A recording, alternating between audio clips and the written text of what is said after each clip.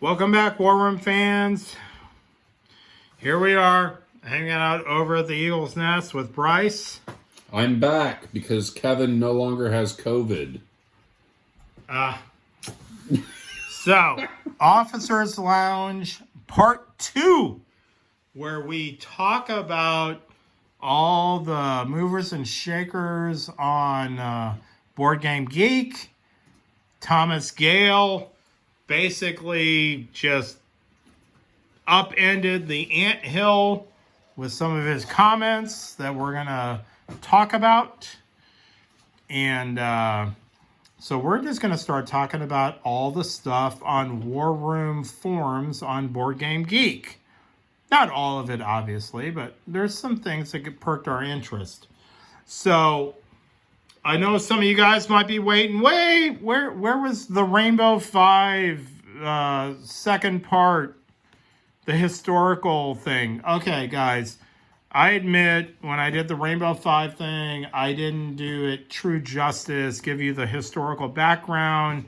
I have some follow-up points on it, but I will be back with the Rainbow Five War Plan Part 2. Nor did he have my counterpoints during any of this, but that's all right. No, I forgive him. I completely ignored Bryce. So, I think I did justice for War Plan Orange, but War Plan Rainbow 5, I was kind of lax. Okay, so let's get into some Board Game Geek discussions. And before we officially started, I will say a lot of this stuff, I'm not very active on Board Game Geek. I don't respond a lot. I haven't seen a lot of Nightingale Games updates. Thomas Gale responds a lot on Board Game Geeks, which I'm very aware of. And seems like in the last couple days, some stuff has happened.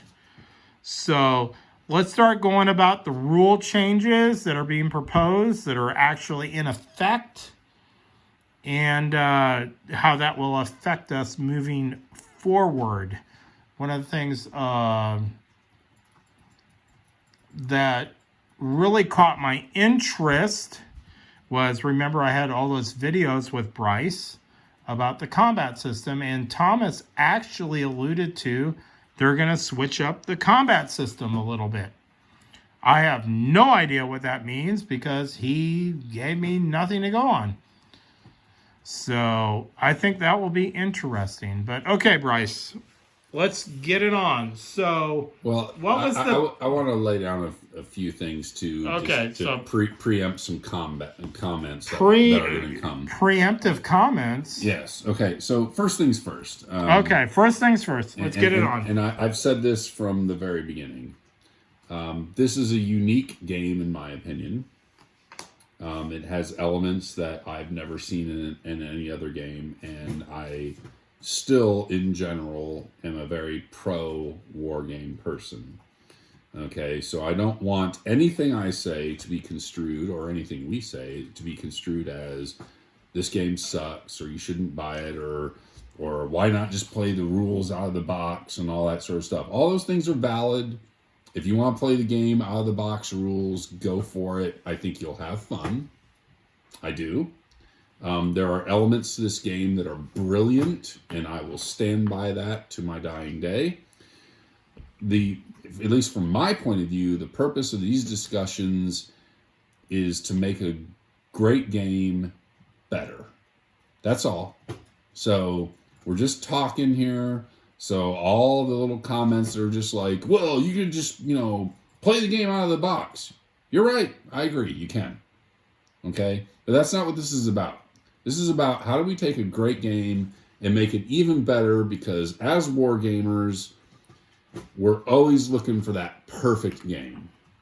Okay? So that's, at least from my point of view, that's what we're about to discuss. So go for it, Kevin. Okay. I agree with everything Bryce said, but I need a clarification.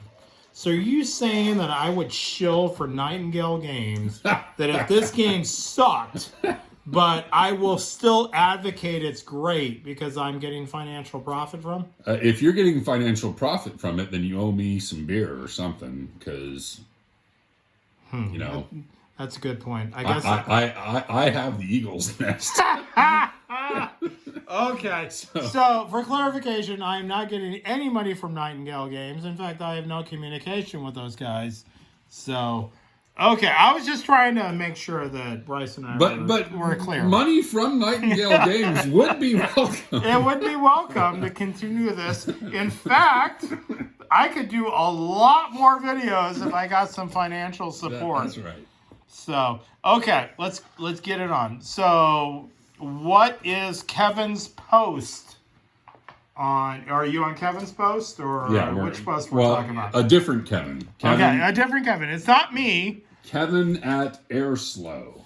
Kevin at Airslow. Thank you for watching the channel. He has brought up some concerns. Oh, there's concerns. That we have brought up, but he actually brought up a couple, two concerns that we haven't, at least I don't remember talking about. Most of his concerns, though, sort of mirror ours. But he basically has 1, 2, 3, 4, 5, 6 issues. Just for the full disclosure, Bryce is like on his iPhone looking at the form from Kevin's post. Yeah. And that's how we're doing this.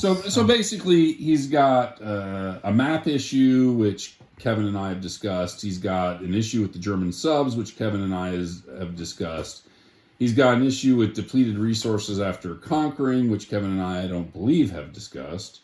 A concern about defenders. A concern about railroads, which Kevin and I have not discussed. And then an idea about stress bombing, which Kevin and I have discussed. Yeah. But those are his 6 main concerns. Okay, let's try to do this as we're sipping our whiskey and beer here. Let's start with what's Kevin's first point? So his first point is about the map. Okay. So Bryce and I have brought up this discussion point, is that there's certain regions on the map, in the discussion they had was this whole idea that you can't fly a plane from Borneo to Java, or, it's like, it's right there, buddy.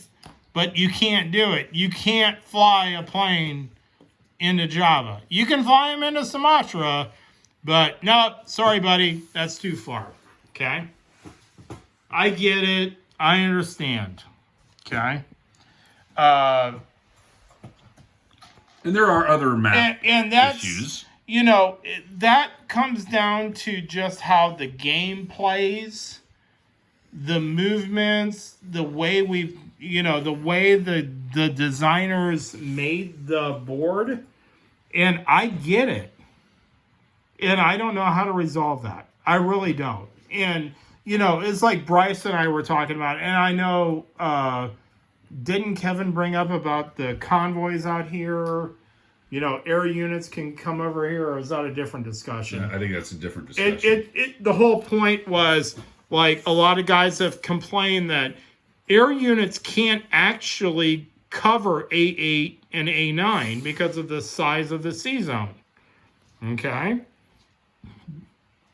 Well, I looked up on a map, and the actual area of A8 and A9 is smaller than P13.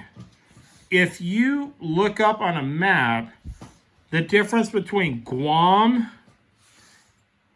and over here in Okinawa, it is a greater area of actual landmass than over here. Okay? So, without getting crazy about making special rules, I would say, though, and Bryce, I'll point this out to you, and I did bring it up, is that any area that, like these 2 zones here and that zone there, we make a special rule. land-based aircraft cannot go to A8 or A9 unless they're on a rebase. If you have planes out here, they cannot engage in combat. I think that would be the only, without getting crazy with rules, that would be the only thing you could say. So I don't know. So my opinion about the map is, yes, there are map issues, but honestly, I can't remember the last time a map issue has meant winning or losing to the game. Well, that's true. And so I just, I mean, for instance, you had a discussion about, China. Yeah. And is this area, like, is this area actually passable to a military force? Historically speaking, the answer to that would probably be no. I mean, if you just think about, this whole area is desert and mountain and all that, and the thought of the Japanese actually trying to get troops across here, I mean, would be logistically in 1940s be logistically impossible. So, they put this as impassable, and of course every World War II game ever played, the Sahara is impassable. So why isn't this impassable? It probably should be. But again, I just don't remember the last time either in World in Flames or Axis and Allies Global 40 or any other World War II game where the fact that the Japanese came through here really meant the difference between winning or losing. So I'm pretty lax on map issues. Now, I would say... Let's stop. Let's stop right there. Okay. Before you continue your point, Bryce and I, about 3 weeks ago, did point out that the distance from Tokyo... Well, that's what I was about to talk about. ...to Sydney is actually the same distance from Hawaii to Sydney. I think that's right. But it wasn't San Diego. It was Hawaii to Sydney, Tokyo to Sydney. Yeah, the only map issue in specific to War Room that seems a little strange to me is that Japan can get all their forces from P1 to P18 in one move. But like the United States trying to get C units over into this area of action, that's a long time. No, I agree. I think the main issue on specifically the Pacific map is not the east-west orientation. It's the north-south orientation. Yeah, the north-south. The north-south orientation is crazy. It seems compressed. Like you can go from New Caledonia all the way up here to Russia in one move. But if you happen to be in Western United States, it takes basically, if you're going to P2, it takes 2 turns. It's just really whack. For the United States troops to get to the Japanese zone, it takes 3 turns. It does. It takes, for United States combat troops. And one thing I do like actually about the map is that it has this big, sorry guys. Make sure you edit that out. I will edit that out. It has this big line right here. And it's almost like that's the line of demarcation. The United States can come up into here, but once you get over that line, then, you're right in Japanese territory. And my gimbal is like blowing up over here. So I just find it interesting that, as Bryce was saying, it's the north-south movement on the Pacific map specifically that is crazy. But honestly, I will say as many times as we played this game, there are some peculiarities with the map, but nothing that really has just made me go crazy. No, it's not. No, the peculiarities or the strangeness of some of the areas on the map. It's not game breaking. I mean, It's just Axis you and have Allies to. Global 40, they have the same kind of. Oh yeah. There's little ways you can exploit the map. I mean, World in Flames, of course, you're in a hex system, and depending on which version you have, because I actually have, I have a. You have way too many versions. Well, I have a version of World in Flames where literally the maps take up almost a basketball court, and I'm being oh yeah, serious the about actual that. where everything is at Everything is to scale. Yeah. So you can, I mean, you can complain about the map, I guess, but honestly, as far as I'm concerned, not that big of a deal. That's just my 2 cents. Okay. No, I would agree with that. I mean, okay, let's finish the map discussion with this. I'm going to give you my 2 cents that I do think, though, there should be a line drawn. And as Thomas said, and I think he said it sarcastically, grab your pen. I think a line should be drawn for the Philippines through Palau, Yeah, maybe through a line the like Caroline, and straight into here or up in the Marianas. Yeah, and then a line like from here to the Marshalls. Okay? Yeah, so maybe this line right here should be just continue. Yeah, this line from the Marshalls should go either in the Marianas or intersect here. And then this line comes straight through to the Philippines, into there, and, you know. So you at least make the Japanese have to...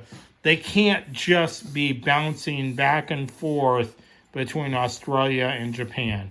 It takes them, if they're in P1, 1 move, 2 moves. It takes them 2 moves to get down here. Yeah. And I think that would be a big improvement on the Pacific map. Now, on the Atlantic side, I really don't think there's any issue. The only issue is these 2 sea zones. And I really think a lot of the guys who are saying these are pointless things because the Allies can always send air units out there is just make it so that land-based aircraft can't come out there. Problem solved. Yeah, I don't know about that though. I mean, anybody who has a historical recollection. I think the United States and Britain actually used Greenland and Iceland and Newfoundland to cover those sea zones pretty well. I think you could get land-based aircraft there. So, I mean, I don't know. Again, it just gets down to I'm not busted up about that. I'm not. Okay, let's move on. Okay, what's the next one? Next one is the German subs, which you and I think, have talked about in detail. Kevin suggests that the German subs are 100% useless.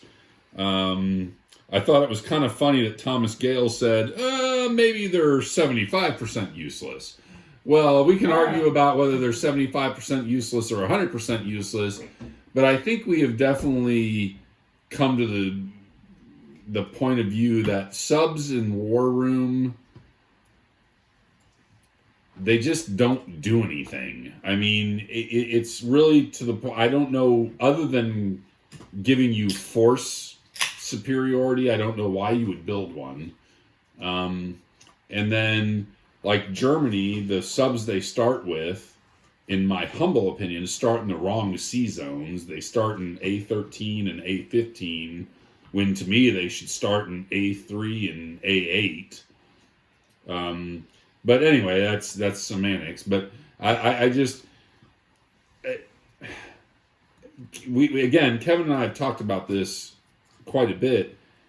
They just don't do anything. You can't I've never played a game where I'm like, oh my god, those subs, we really need to take them out. Well, yeah, I mean, we had that one video where we talked about where I said the alternate rules, which we never actually played with, was like the idea that we did many videos ago was that, like strat bombers, if they're going into strat bomb Germany, if they survive the anti-air, they get the strat bomb Germany. Yeah. But the way the rules are set up, if a German sub or two is out here and there's any American or British presence out here, they can't even attack the convoy. They don't get to attack. They don't even get to attack. So that's where I laid out in when we had that discussion many months ago, was that I always felt that any sub who survives a surface attack, the surviving subs that are not they didn't submerge, but the ones that are survived can still attack in there. That was my one idea. And I definitely agree with that. That they can still attack in this. Make subs the same as strat bombers. That it's not, because the strat bombers don't have that rule that these guys do. That a strat bomber, if it's intercepted, can't strat bomb. That doesn't make sense. Yeah. So, my alternate, as I said, a couple of minutes ago, my compromise rule is land-based aircraft cannot go to these convoy routes and defend them. They can only rebase. Only carrier aircraft planes can actually defend this, or surface units. So, yeah, I think the sub question is still out.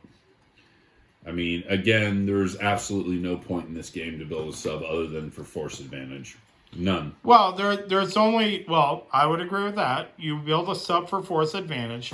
The other reason why you build subs it depends on what phase of the game you're in. Is that, remember, if let's say I have 10 subs in A6 and I'm the Allies, I'm the United States. I have 10 subs out here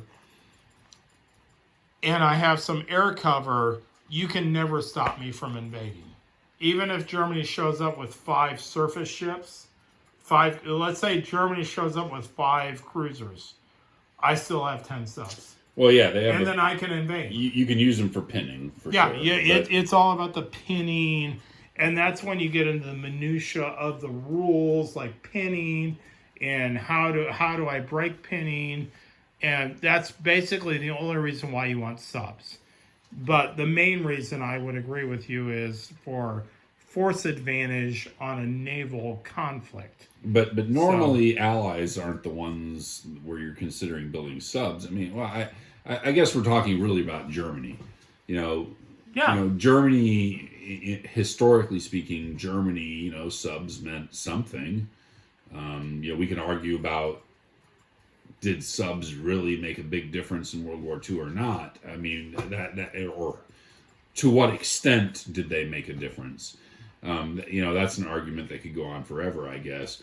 The point is that in this game, why would Germany ever build a sub? And I think the answer to that is they wouldn't. Well, I mean, I agree with you. Okay, so I agree with you that there is no point in Germany ever building a sub for the purpose of interdicting convoys. Yeah. That's not its purpose. Germany, though, and when I do my German videos, I'll point out there is a purpose, though, of building subs to stop America from coming over.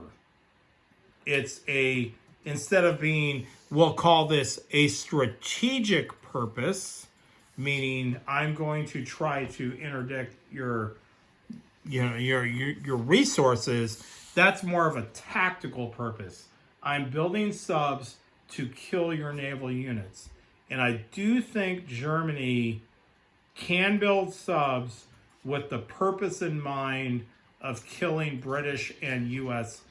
naval units. Well, but we'll explore. I mean, we can agree to disagree on whether or not Germany should build subs, because one of the other issues about subs in Germany is, remember, in this game, Germany only has 9 moves, and they're fighting Britain and Russia, and Britain is using most of their moves against Germany, and Russia's using pretty much most of their moves against Germany, and honestly, how many times have we played this game where Germany's like, well, for me to move what I need to move on the Eastern Front, I just don't have a bunch of moves for my Navy. So building a sub is one thing, but also having the move to move it is a totally different thing, which again is why I think it's a bit odd that the subs that Germany starts with are an A13 and A15, which means that to actually get the subs you start the game with, you have to devote 2 precious moves of your 9 to get them somewhere where they can do some good. And, depending on what your strategy is against Russia and all that, you may not have those moves. So, I don't know. No, this is a very... There's something up with the subs. No, Bryce. Well, it goes beyond just the subs. It's just the whole concept of having a German Navy. Because you're absolutely right. It requires me to use maybe 2 or 3 commands on each turn to move them around, and then I don't have as many commands as I need on the Eastern Front or on the Mediterranean campaign. I'm going to come back to this subject. We're going to end this right now on that specific one, but I'm going to tease that my German naval strategy, that the High Seas Fleet will reemerge and come out into A6 and destroy the Grand Fleet and avenge Jutland. Okay, what's the next one? The next one is about what Kevin refers to as depleted resources. So this is about when you take over territory, you get the full resources, but then if the country collapses, then all those territories that you took over suddenly become embattled, and you lose what you once had. Okay. So, basically, this is the Russian rule. Let's just call it what it is. So, if Germany comes in and takes all these territories, Japan's coming in from the backside, and they literally destroy Russia, where they go to mass desertion up here on the scale, okay? Then, so remember, if you, let's say, take Bryansk or Leningrad, when you initially take them and hold them, the cards are faced up, okay? But if Russia totally collapses, Russia's out of the game, then you must flip basically every Russian territory card to embattled, which means you're going to lose like down in the... I don't have the cards in front of me, but the Caucasus, instead of having 2 oil, you only get 1. Yeah, you lose an oil here. I think Volga, you lose iron. I think you lose the iron. I think in Bryansk, you lose the iron, So the whole idea is you actually lose resources if you conquer the territory. Now, before you continue, Bryce, I'm going to say I did respond on a different thread that I think this is all butkus. That we just should play the game how it was originally designed. If you take the territory, it's face up. If it's embattled, it's flipped. If you lose it, it's gone. And we don't worry about it, and we don't worry about, I know Thomas responded, well, we did this to speed up the game, make it shorter. Thomas, there's a certain point where these War Room fans don't want to make the game shorter, and we want to just play the game. And so I said to them, ignore the damn new rule. Just do it how it always is. Okay. Well, I disagree. I think that Kevin's solution, the other Kevin's solution, is the correct solution. Oh. And that is when you take a territory, it's flipped. Always. It'll be flipped unless the home country takes it back. Wow. So, you take the Caucasus, it's flipped. You take the Volga, it's flipped. I mean, and you sit there and say, well, wow, if Germany takes the Caucasus, they don't get the 2 oil. They only get 1 oil. Well, that's true. But, 1 oil still means something. And I think it's a little bit more historically reflective of, you took it, but in the process of taking it, you've done a lot of damage, and you're not just going to fix it in a day. So I kind of do like the suggested solution to the depleted resources issue, and that is just once a territory is taken, it's flipped. Okay, let's forget about Russia. We actually need to pull out the cards because I have no idea. What happens if you take Egypt? Is depleted Egypt still have 1 oil? I think it does. Does depleted Middle East have 2 or 1 oil in Iran? Yeah, I'm not sure about all of them. So it's not just, I know we're fixated on the Russian front and all that stuff. I could be wrong, but I don't remember any card that when you flip it, you get no resources. There's a couple, but they're minor. I think like Indochina, if you flip it, you don't get anything. I think usually when you flip a card, you just lose 1 resource, but I could be wrong. Okay.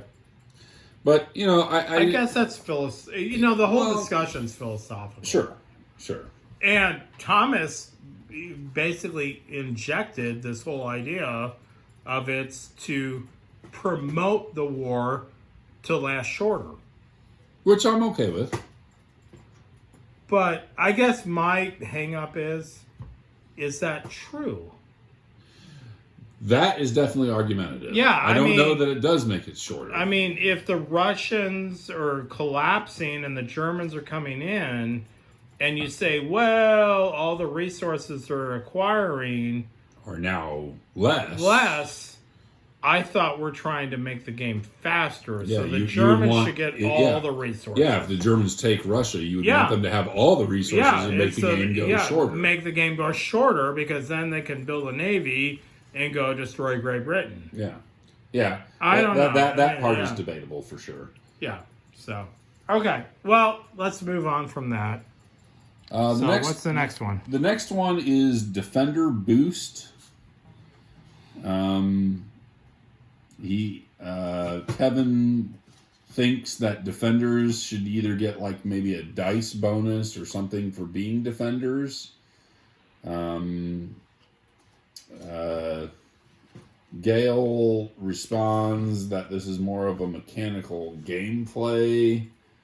He wanted to reward players for taking a bold action. I'm interested to hear what your response to Defender Boost is, because I know what mine is. Well, my response to that is back when Bryce and I did our 4 video Something's Wrong with Combat, which I will admit I kind of retracted a little bit, but there is something to be said about the combat board. I do think the root of the problem with combat is the actual combat board. That's where I was going to go. And to me, the Defender Boost, I don't know about it. To me, it all comes down to that combat board, and we've talked about it ad nauseum. There's something about it that just doesn't sit well with me, and I can't come up with specifically what it is, and it drives me nuts. Let's put it in this terms, okay? So in Axis and Allies, let's just specifically focus on infantry. So Axis and allies in the infantry department, if they're on the defense, they hit on a 2 or a 1. If they're attacking, they only hit on a 1. Correct. So if we use a very simplistic example, it's 30 infantry against 30 infantry. Mm-hmm. The 30 infantry on the attack are going to hit, 5 times? That's the statistical or the average. Obviously, it could be a little bit above or a little bit below. Correct. The defender, though, is going to hit 10. Mm-hmm. He might hit 8 to 12. That's his range. Okay? Now, we look at a game like World in Flames, where these games, though, don't play like Axis and Allies or War Room. They're like 2 to 1, 3 to 2, 3 to 1. They have and shifts. it's not large territories. It's very specific territories. So they're not a good example. Yeah. So really, the only example you can really pull is from Axis and Allies. Yeah. I mean, that literally is the only example that War Room to Axis and Allies can pull. Yeah. So how come in Axis and Allies, the defending infantry defend at 2 and attack at 1, but in War Room, they attack at a 2 and defend at a 1? Now you could say, well, on the combat chart, though, the defending ones get an extra hit.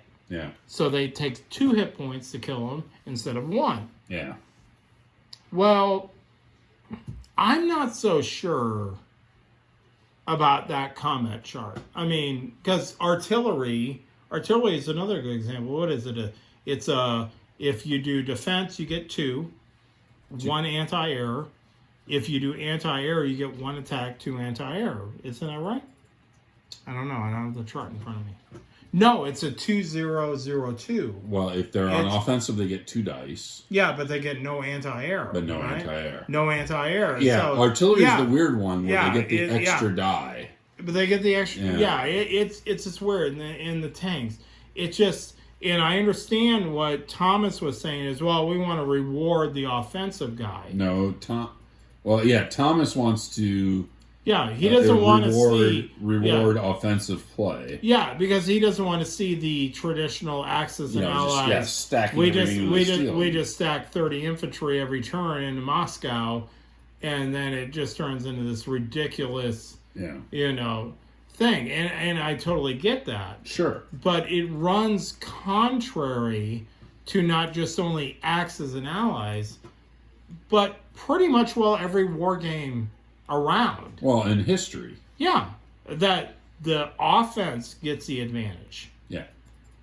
Because I've talked to you numerous times, I don't know on camera, but specifically over in China, if you look at the Chinese side of this board, if Japan doesn't really contain China, and at some point China has let's say up here in C4, they have 15 infantry, there is no point to not attack J4, put everybody in offensive, get 30 attack dice, because statistically, even if Japan has 30 coming back at them, you're only going to hit 5 times on each batch of 10, or 4. Yeah. You're not going to kill them. They can come in on the offensive, and you're not going to kill all of them. And it's just really weird. But at the same time, though, I understand what he's saying, is that infantry, how it's currently set up, infantry almost should always go offensive. Tanks should almost always go offensive. You just go for the maximum amount of dice, and off you go. Well, I can't think of really any scenario where let's say you have a mix. Let's say I got 4 tanks, 4 artillery, 4 infantry. I want to go full defensive.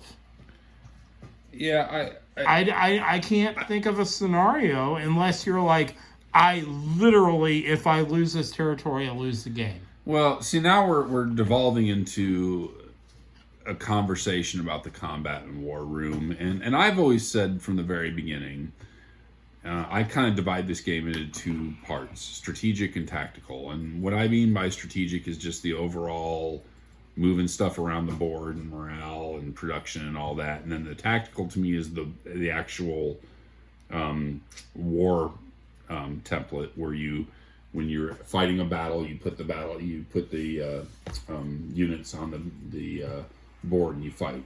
Okay, strategically in this game, pretty much I don't have any complaints. I love it. Tactically though, where you put the units on the battle map and you fight, I don't know. Maybe it just comes down to something no more complicated than what a mutual friend of ours, has an issue with, and that is there's actually just no way to actually calculate percentages because there's too many decisions to make. And you can sit there and say, well, hey, that's war, people make decisions and you don't know what's going on, the fog of war and blah, blah, blah, and that's just the way it is, and so that's great. But there's still something a little odd about all the results, and I just, for this discussion, I don't want to bog down into the discussion we've already had about battling, because I still think that part of the game needs to change. To kind of get back to just Kevin's particular beef about having a defender boost, with the way combat works in this game, I just don't know how you could do it.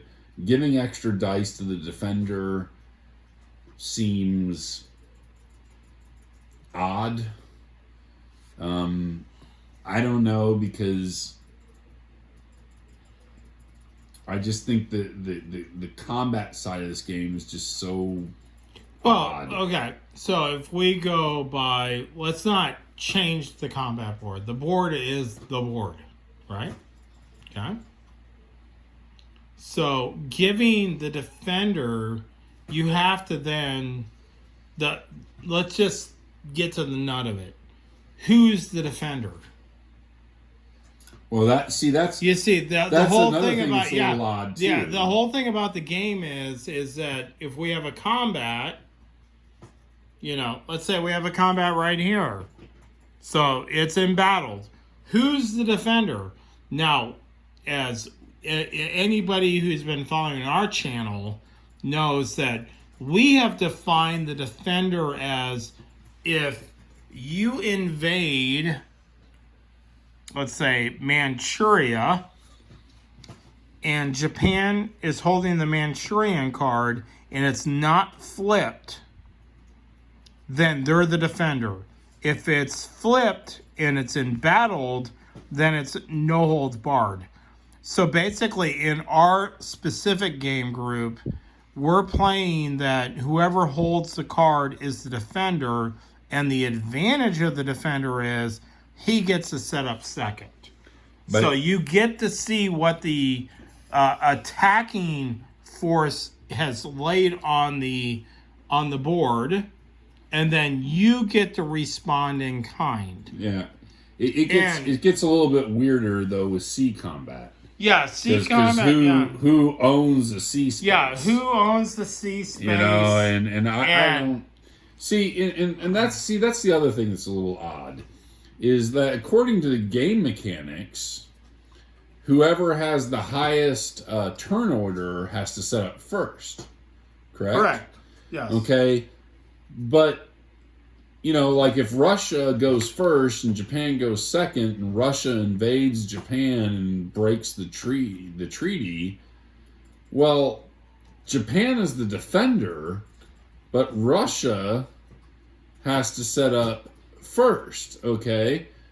All right, in that case, that makes sense. But what if Russia goes second and Japan goes first, and Russia on the second phase of a turn decides to invade Japan? Well, Japan is the defender, but Russia, because they went after Japan, they get to see Japan set up. And that to me is weird. But again, I don't want this conversation to devolve about the combat, because for me the biggest beef I have about War Room is the combat, and we've already done a video on that. We could probably do 50 videos on that. And I've read a lot of threads about it, and I still just haven't seen something that makes sense to me yet. That sounds pretty depressing, sir. No, it's not depressing. It's just, I mean, play the game out of the box rules. I mean, that's what it is. But to me, it's just combat. There's just something weird about combat. I mean, again, I don't want to just keep rehashing the old thing. No. But what's always bizarre to me is it seems like almost every combat we have, it ends up with everyone's dead. Yeah, it's just weird. No, that's true. I mean, okay. So, yeah, I agree with Bryce. Let's not degenerate this thing down into the weirdness of combat, which I've already done a couple of videos on. And actually, a couple of those videos, please don't watch them because it's a waste of your time. Absolutely watch them, like them, and subscribe. Okay. Watch them, like them, subscribe, and then agree with me. This was a waste of my time. No. Watch them, like them, and then comment and tell us how stupid we are. Yeah. Okay? Well, it was like the reverse force advantage. The one game we played where we reversed force advantage, and that was just horrible. No, there's no point in reversing force advantage. No, that didn't work. No, that did not work. But it was a good try. I mean, we tried. We played it. But yeah. And it's a horrible thing. There is something, though, about combat, and we will come back to that in later videos, I'm sure. So let's move on. What do we got? The next one is, and I think this is actually a good critique by Kevin, actually. Good critique. Yes. So he talks about the railroad rule, where if you write an order to rail somebody, let me move up to some rail lines. But the ending territory becomes embattled before your order is executed, your order is canceled. Whereas Kevin thinks that you should at least be able to go to the territory next to where the embattlement took place. And so the argument between Kevin and Gale is really, to me, between realism and game mechanics. I mean, so if you're railing from, far east Russia, and let's say you want to rail into Bryansk, that's the order you write. But then Germany went before you and they embattled Bryansk, then your rail order gets completely canceled. Whereas Kevin's like, well, why couldn't you at least rail to Moscow? And so that really becomes a realism versus game mechanics argument. And so the realism says, well, of course you could rail to Moscow. Okay, whereas the game mechanics, Gale talks about, well, that would allow people to abuse the system and all that. And I got to admit, and I would have to play test this a few times to see if I would still stand by this. I'm on Kevin's side on this one. I don't see any reason why you can't rail to the adjacent space if a place is embattled. I'm okay with the rule saying you can't rail into combat. I'm okay with that. But if you write an order from far east Russia, because let's face it, the rail rules really only come into play in Russia. Okay, I mean, if you just look at the map, that's the only place that we're talking about. But if you write an order from far east Russia into Bryansk, but Bryansk is embattled, I don't see why you can't just drop the troops off in Moscow. They can't participate in the battle. Why their entire order is canceled just doesn't make a whole lot of sense to me. And actually, a mutual friend of ours pointed out that because right now with our gaming group, a common tactic is taking the Italian troops and railing them immediately to the Eastern Front. And he said, well, then why doesn't Russia just send 1 infantry into Ukraine, 1 infantry into Belarus, and that will instantly cancel all of Italy's rail orders. And, you know, I can't disagree with that. It seems a bit odd. So, you know, again, I'm not going to sit there and say that this is one of these rules that makes or breaks the game. But I will admit that Gail's explanation on this seems a bit light. But that's just my opinion. Oh, I'm supposed to come back in now? Yeah. I mean, I'm sitting here doing my thing.